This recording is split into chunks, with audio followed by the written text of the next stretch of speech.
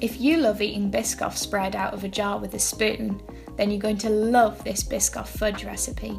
What you'll need for this recipe is 1 tin or 397 grams of condensed milk, 300 grams of white chocolate. You're going to want to break that up a bit.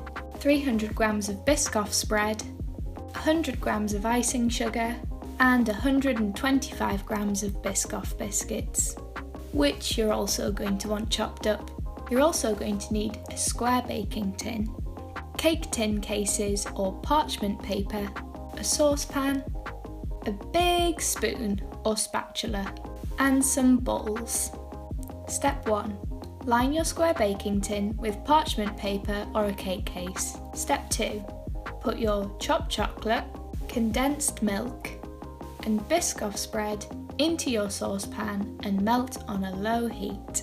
Make sure to stir this regularly so that your chocolate doesn't burn at the bottom of the pan as it melts and so that your ingredients fully combine.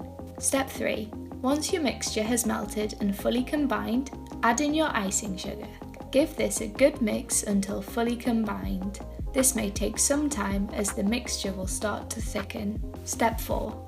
Now put your chopped Biscoff biscuits into the mixture and mix these in. Again, this may take some time as your mixture will be quite thick. Keep going. Step 5. Spoon your mixture into your baking tin and smooth it out so that it's evenly spread out in your tin.